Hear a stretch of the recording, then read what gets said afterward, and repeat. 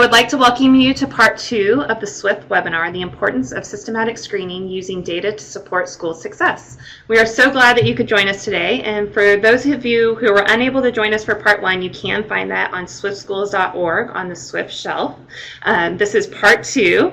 Before we get started, I just want to go over a few of the logistics for this webinar. We're only providing online access, but if you have any feedback or questions throughout, you can put those in the chat box. We'll be checking that throughout, and we will also save a portion at the very end for some questions. If you have any questions, you can also put them in the chat box then. And just so you know, this webinar is being recorded and it will be available on swiftschools.org after the presentation today. We are very excited once again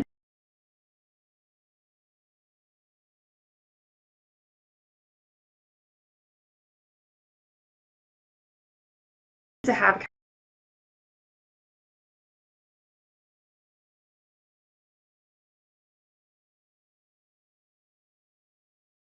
Kathleen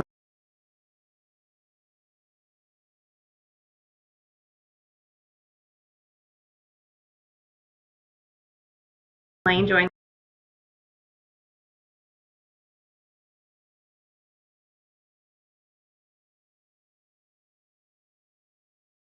us today.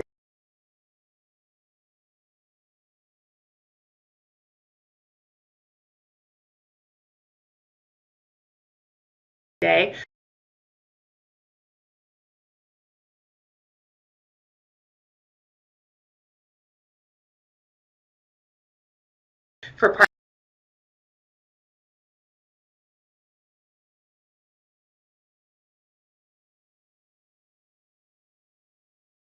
2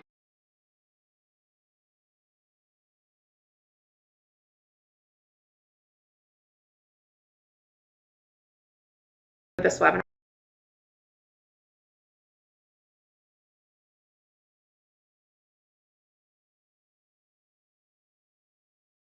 Our series.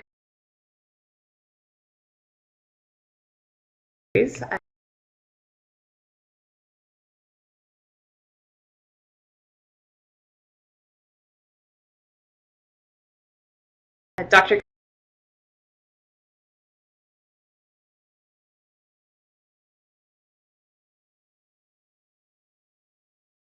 Kathleen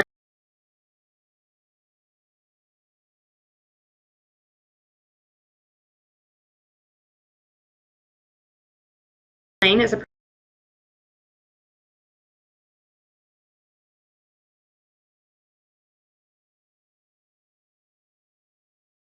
professor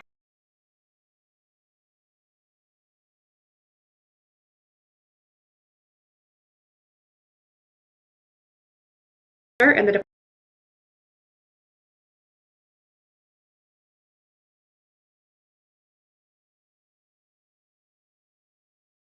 Department of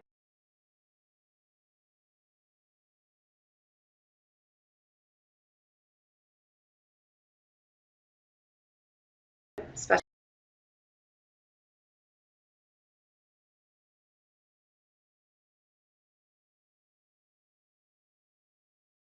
Education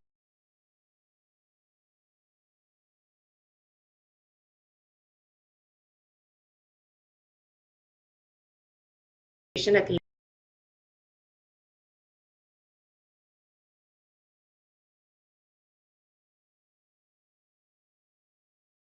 University of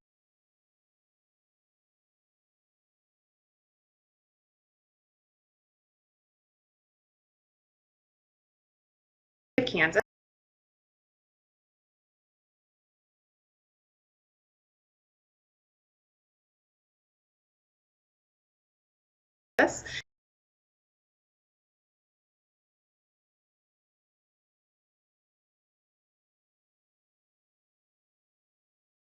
And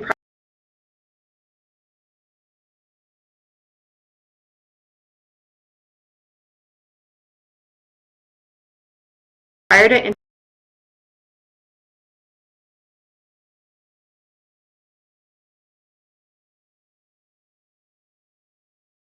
entering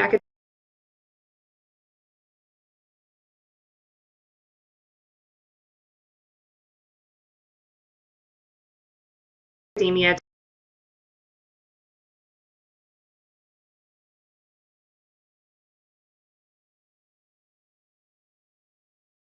Dr. Lane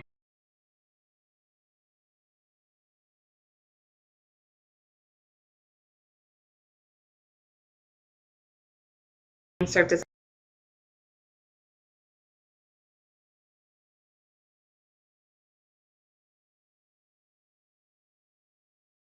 a classroom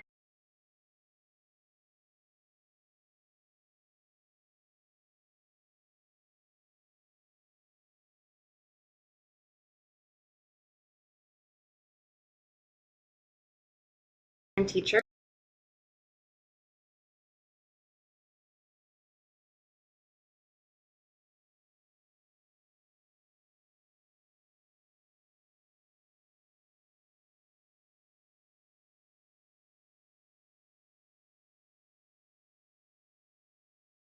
Of general and special education students for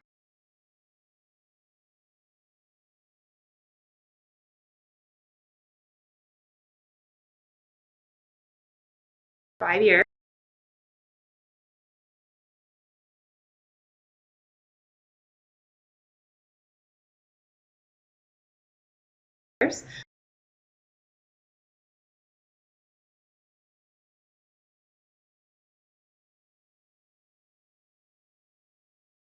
As a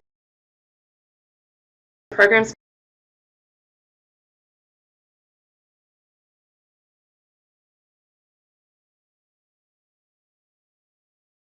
specialist for 2 years.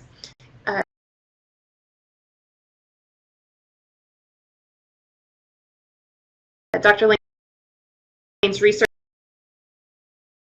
interests focus on school-based intervention,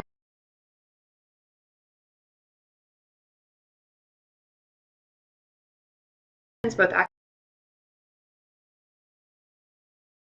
academic and behavioral, with students at risk for emotional and behavioral disorders, with an emphasis on systematic screenings to detect students with behavioral challenges at the earliest possible juncture. She has designed, implemented, and evaluated comprehensive integrated 3-tier models of prevention in elementary, middle, and high school settings to prevent the development of learning and behavioral challenges and respond to existing instances. Dr. Lane serves as the primary investigator of state-funded and federally funded projects. She is the co-editor of Remedial and Special Education in the Journal of Positive Behavioral Interventions. Dr. Lane has co-authored 7 books and published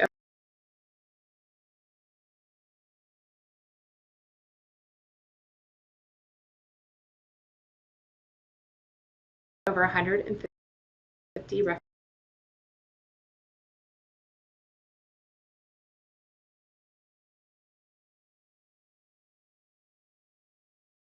journal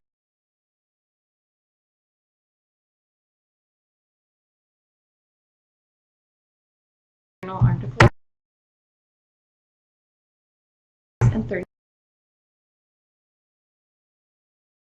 31 books.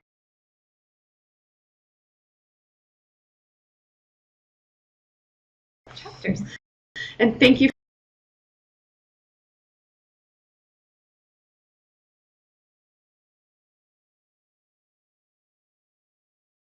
for joining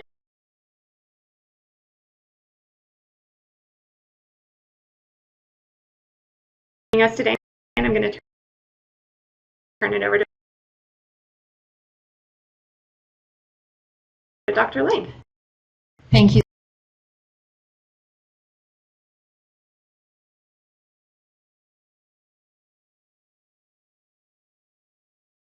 so much.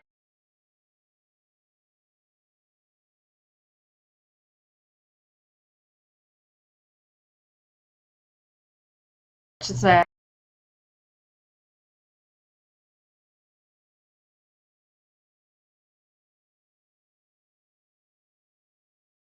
great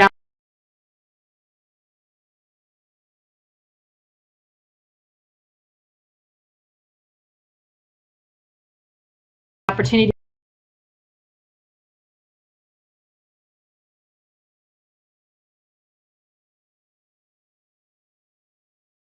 to be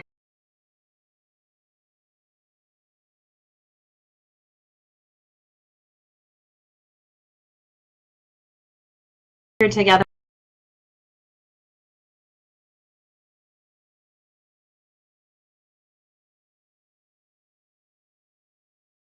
I appreciate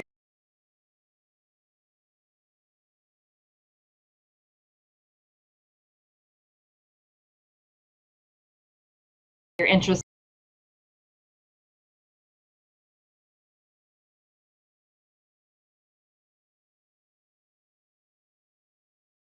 in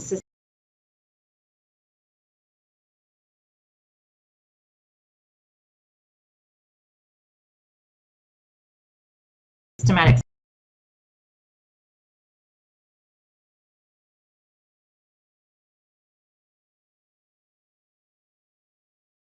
screening.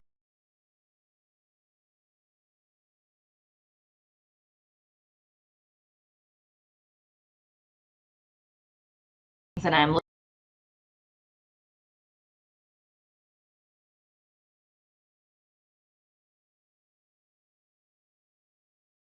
looking forward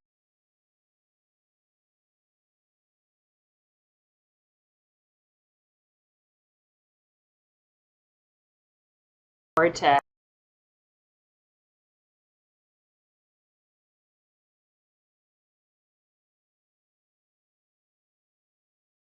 today's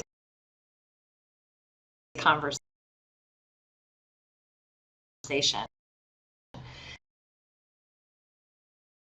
As you might remember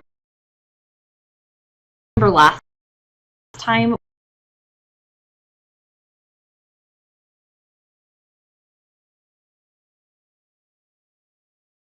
we talked a little bit about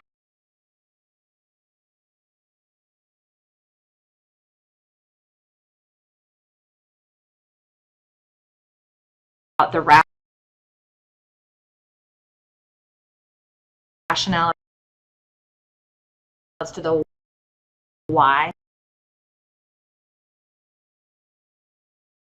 behind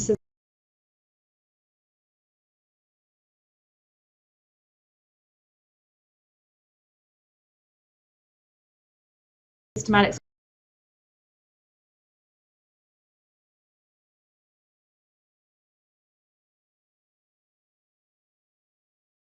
screening.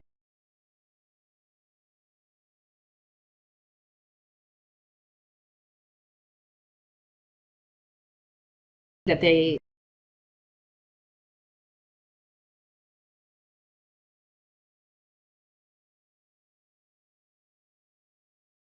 the intent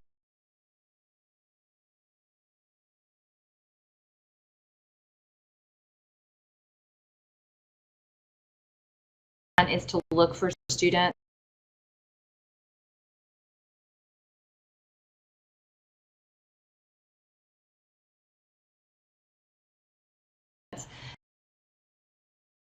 at the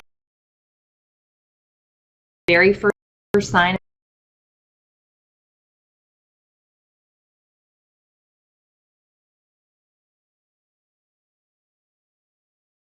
of concern, whether it's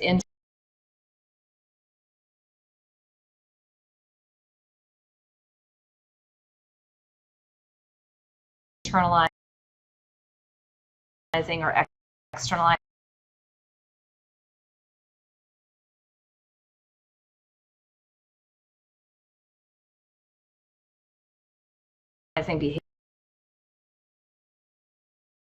Behavior patterns,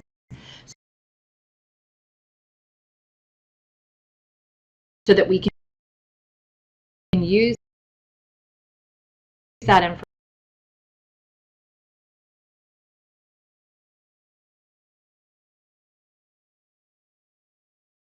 information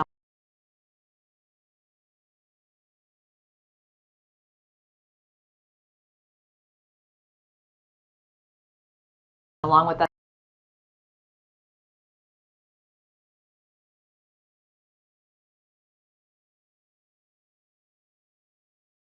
other data to support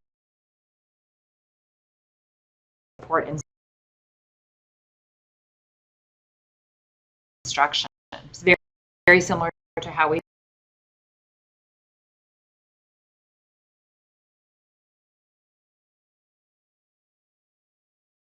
do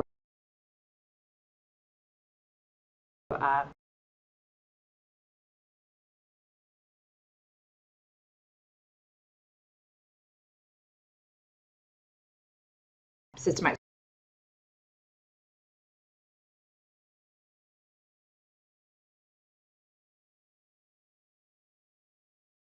screenings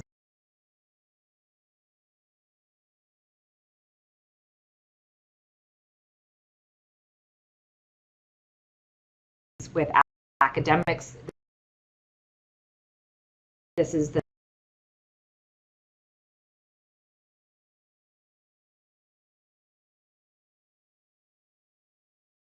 social and behavioral side.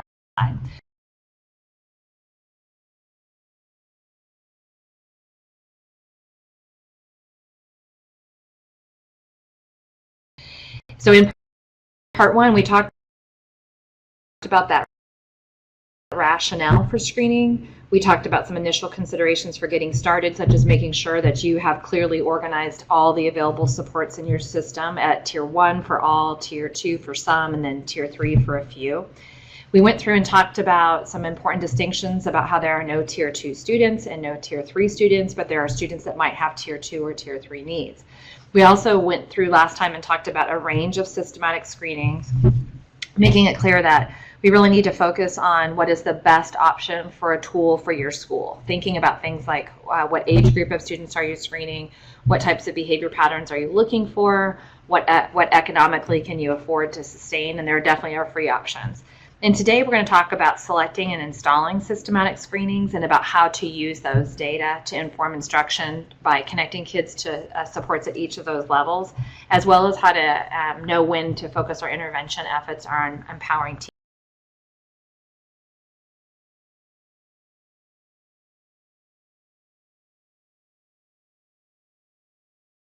teachers.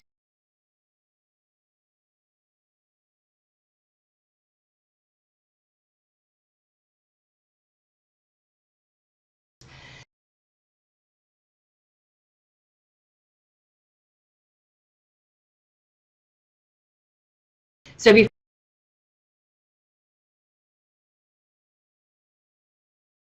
we get into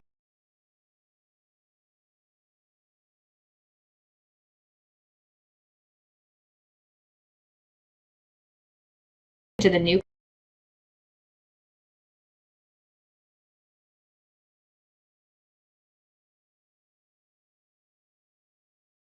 content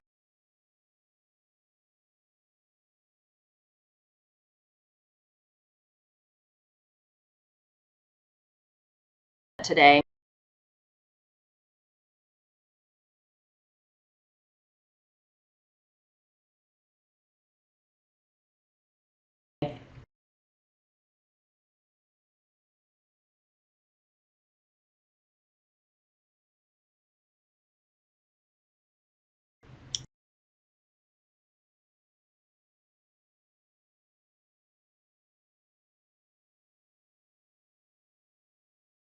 I just want to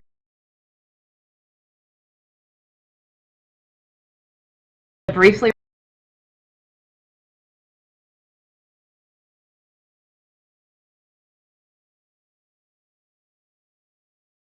review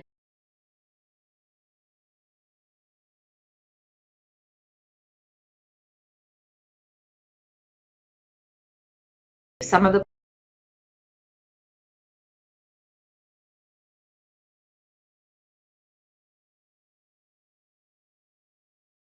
points that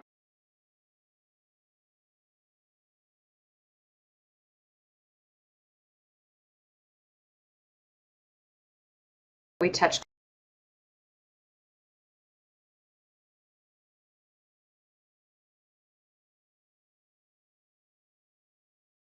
upon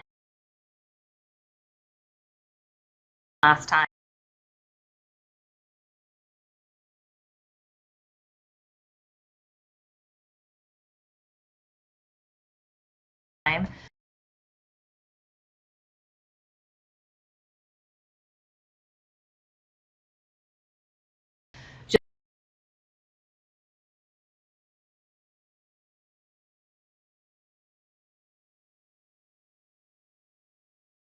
Just a general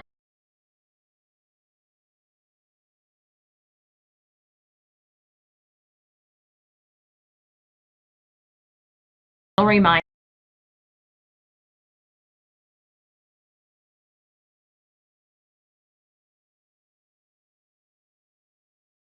that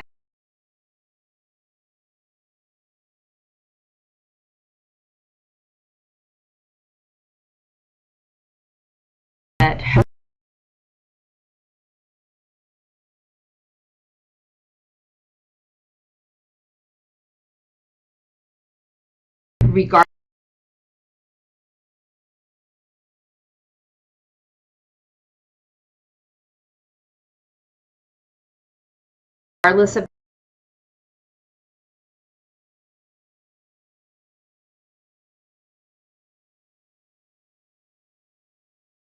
the tier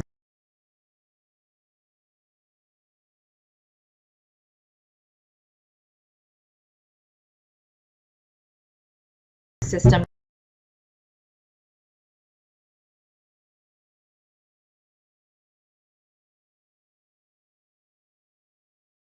that you're working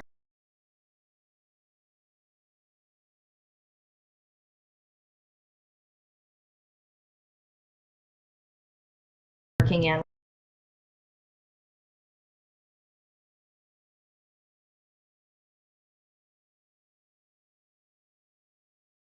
We want to be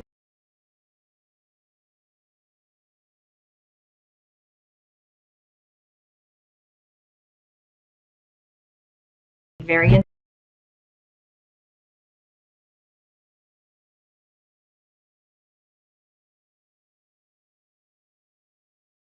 intentional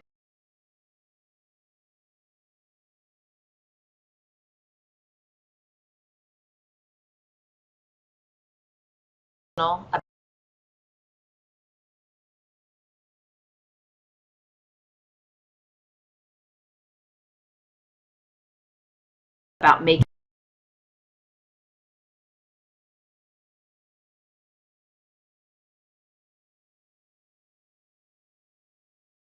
certain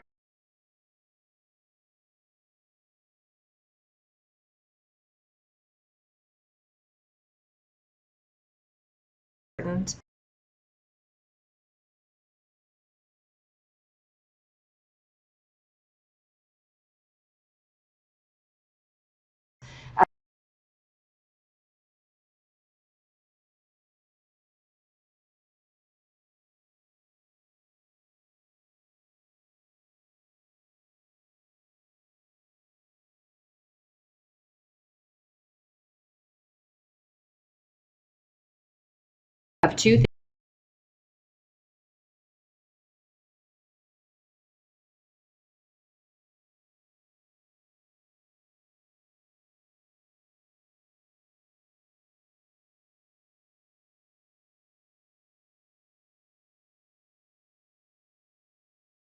things.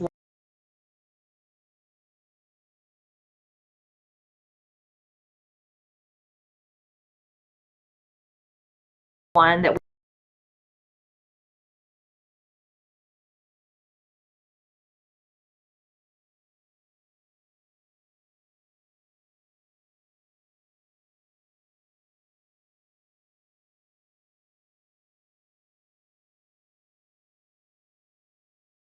we know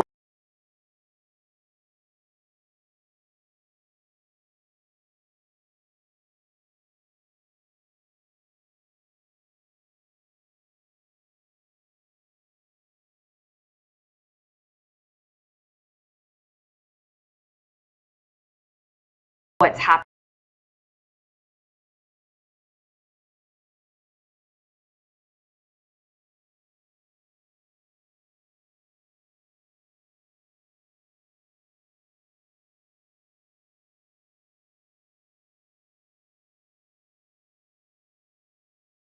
happening at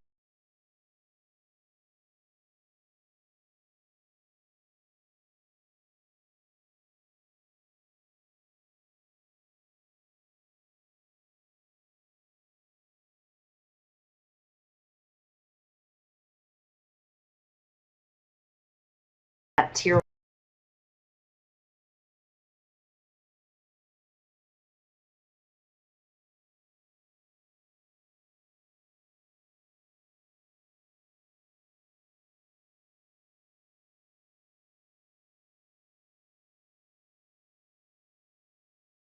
one.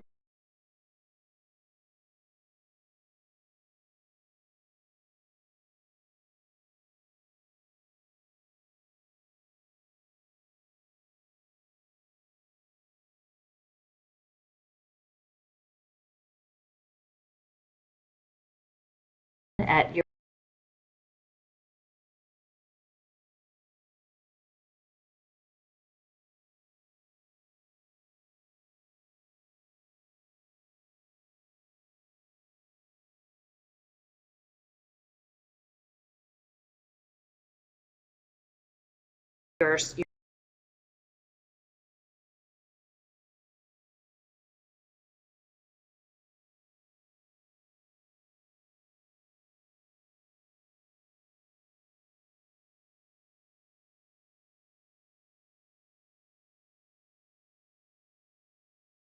school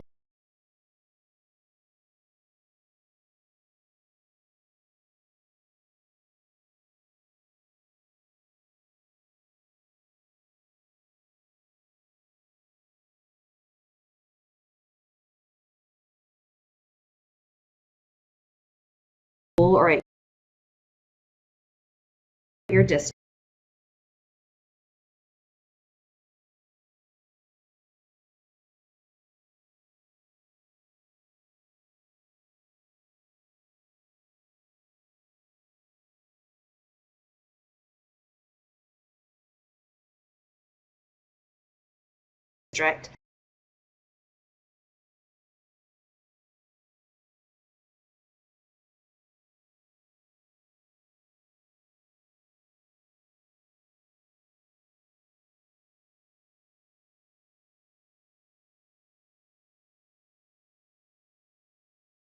And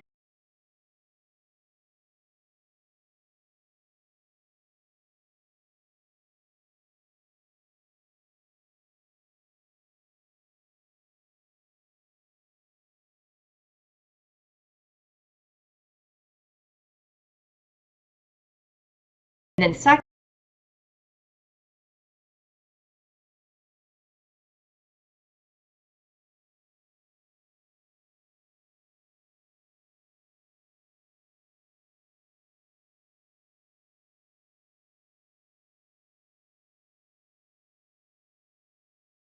we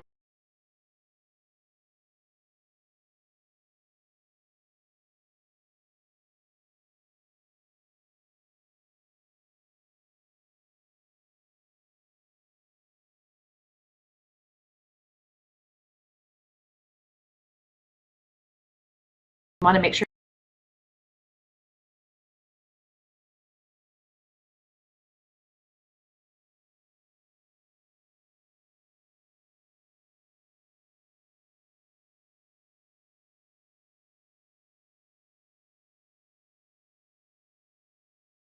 that we have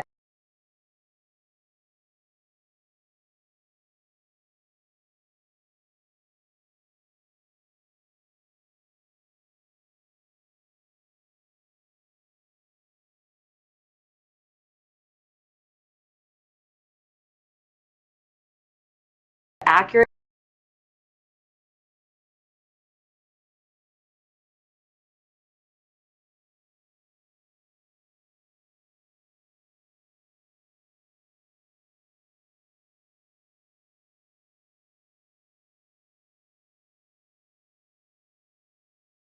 detection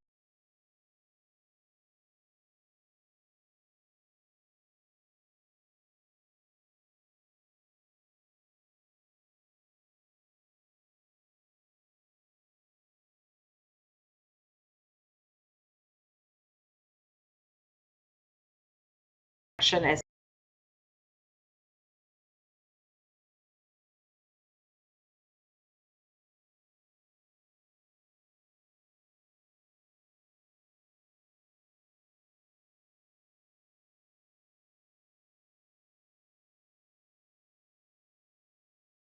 to who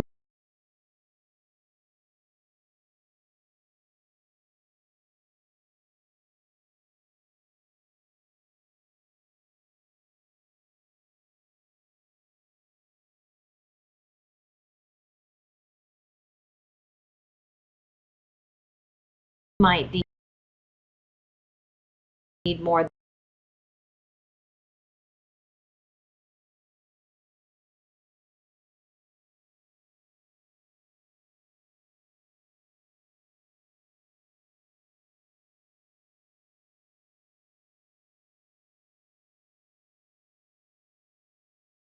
than 2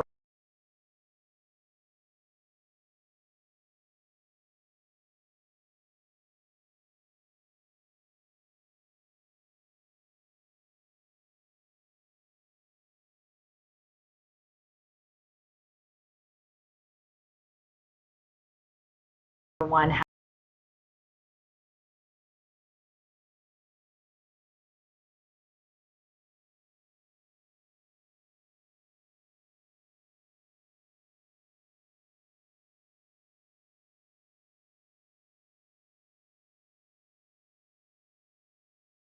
has to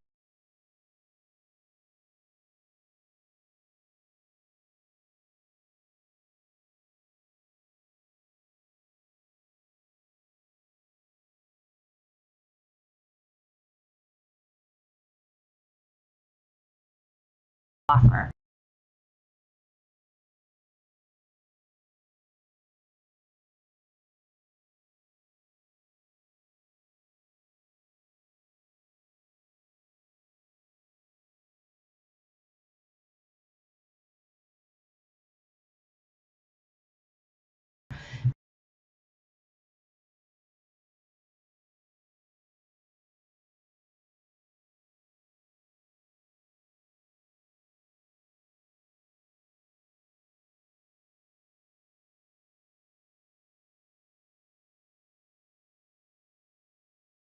Really want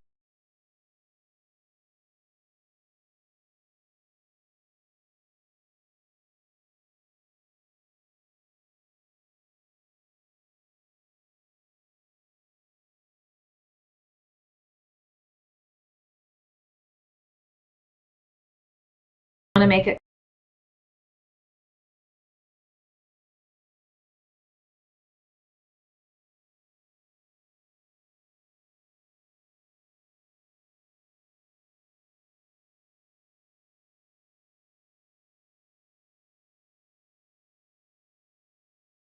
clear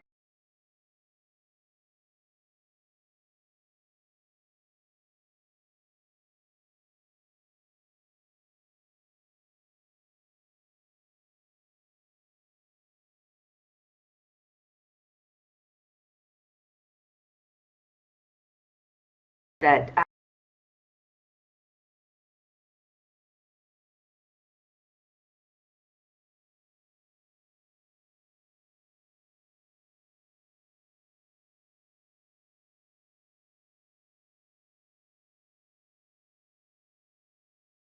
a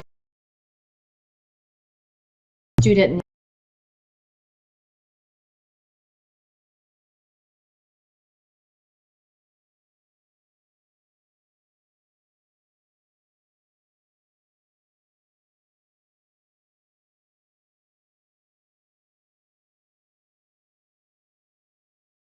needing tier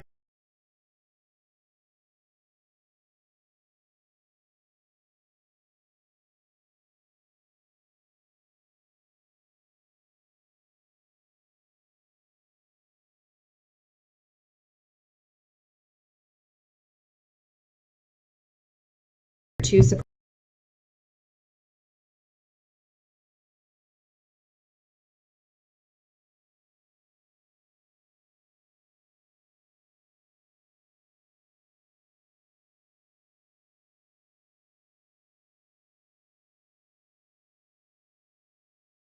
supports are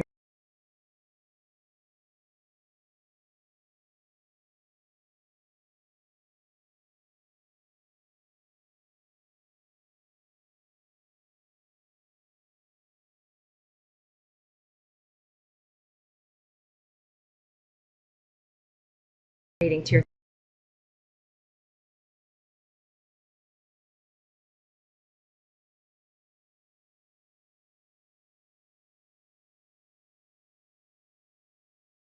three support is not a sign of a failure on the part of the teacher.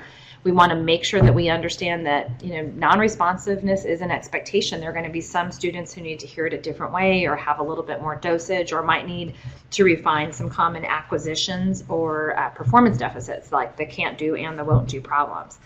In many systems, people rely on office discipline referral data to connect kids to tier 2 and tier 3 supports. And some of the challenges that we talked about last time in doing so are the fact that we are waiting for students to earn those office discipline referral. So there's been very fine work by Kent McIntosh and Doug Cheney and others through the National Center, the Technical Assistance Center on Positive Behavior Interventions and Supports. And we've learned from those good studies that students that are screening, earning like 0 to 1 office discipline referrals, we're viewing their needs to be met by tier 1 efforts. When students have acquired 2 to 5 office discipline referrals, then we're thinking more about potential tier 2 needs. And if they have earned 6 or more, then we're looking at tier 3 needs. And one of the challenges in that is making sure that you are collecting those data in a reliable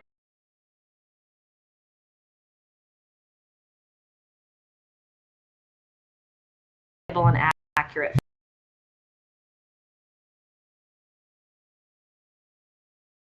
fashion.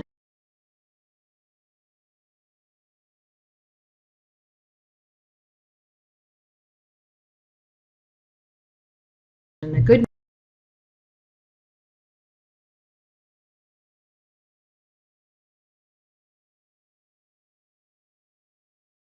news is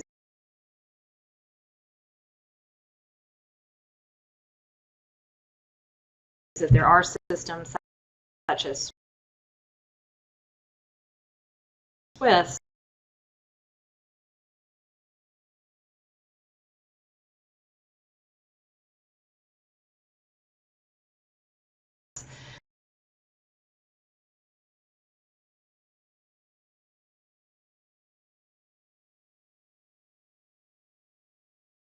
where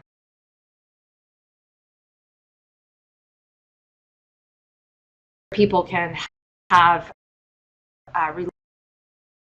reliable methods of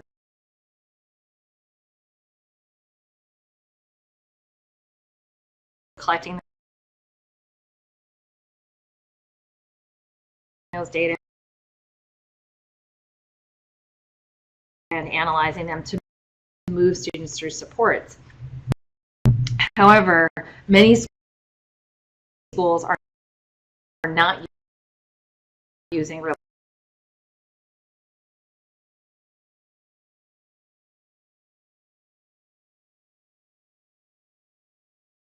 reliable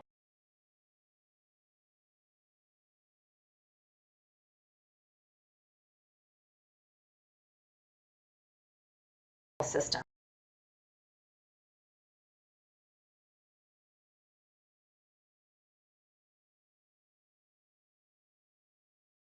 And so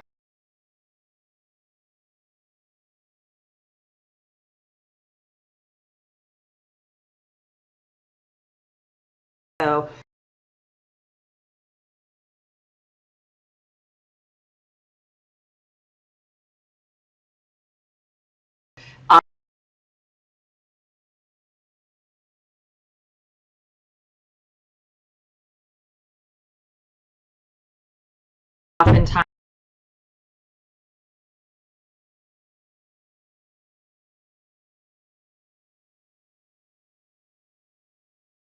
there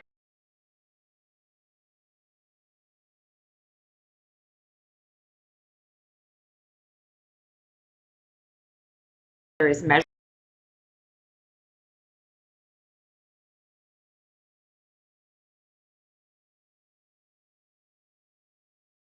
measurement error and how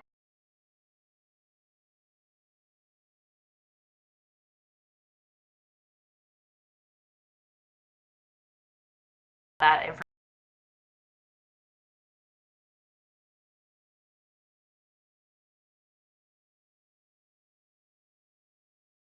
information is collected.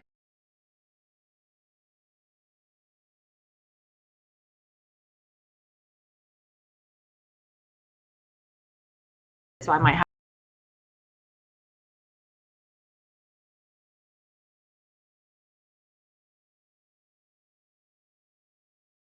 have the same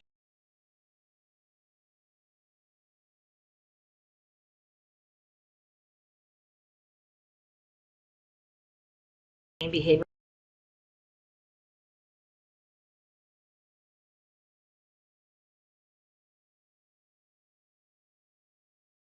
analysis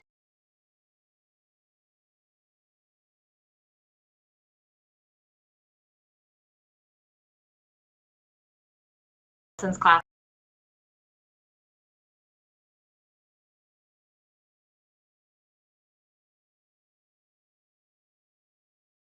That I had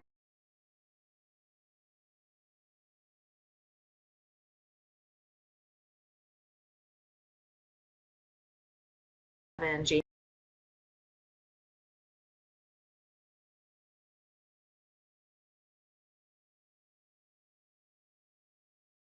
Jamie's class.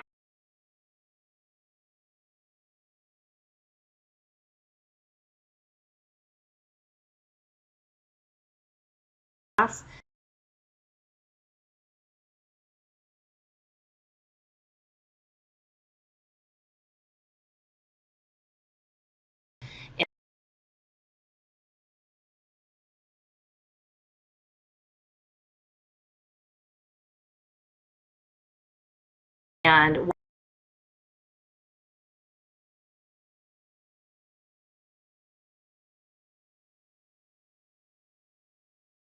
one person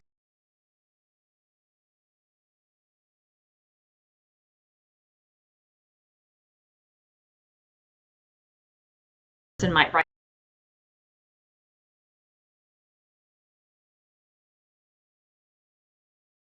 me up for an office discipline referral, and the other person may not. And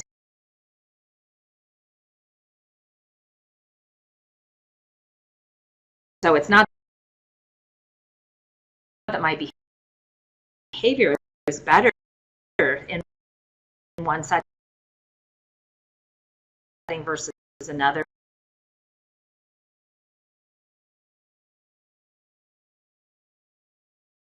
It's that it's being measured differently. So we have some concerns about the accuracy of those data in the absence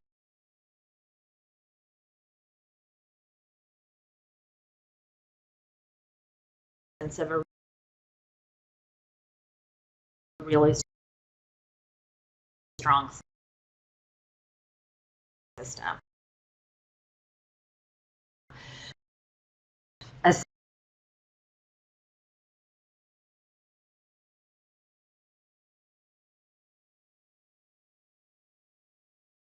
second concern about that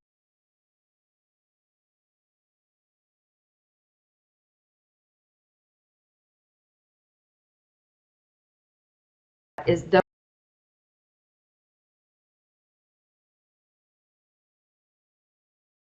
those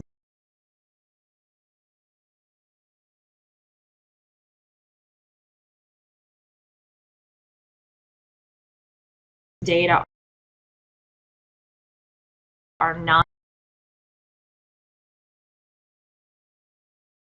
going to detect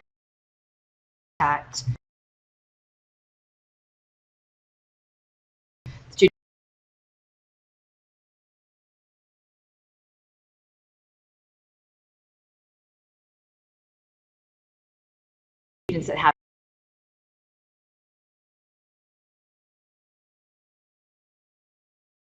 internalizing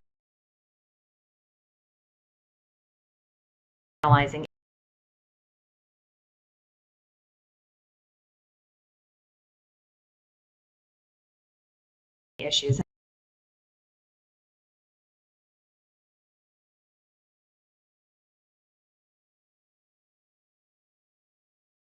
And the great work by Ken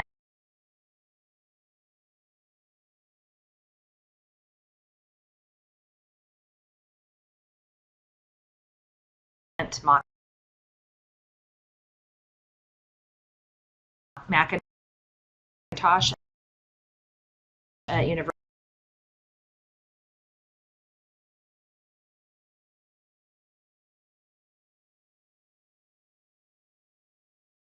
of Oregon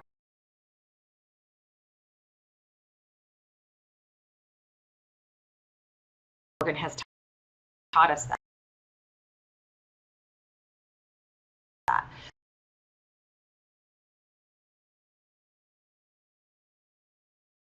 that we really need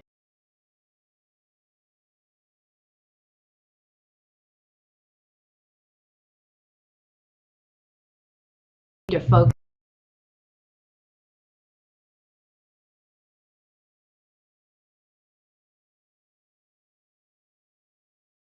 on installing and using systematic screening data to better detect students that have both internalizing issues, because their behavior patterns are not behaviors that show up in that same overt ways.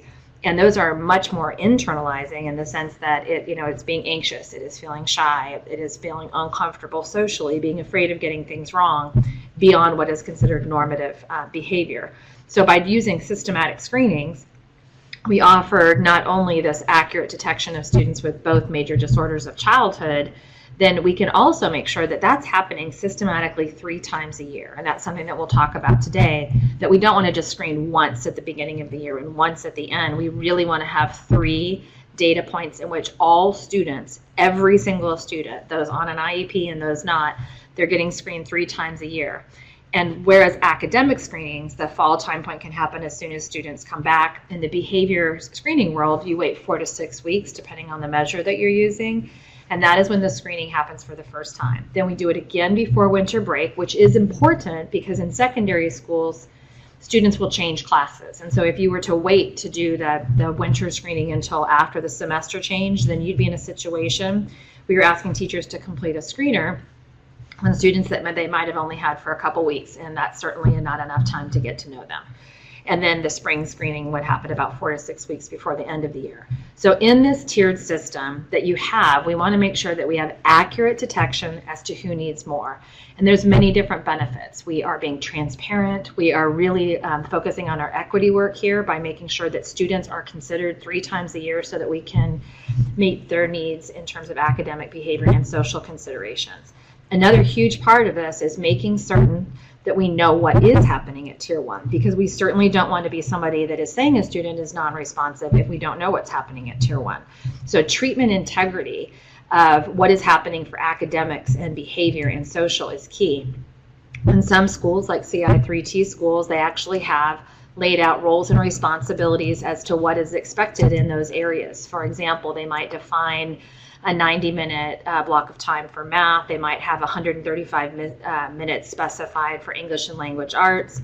They might request that all teachers become familiar with and use low-intensity supports that have sufficient evidence behind them to suggest that if these are done with fidelity, you'll see higher rates of engagement and lower rates of disruption.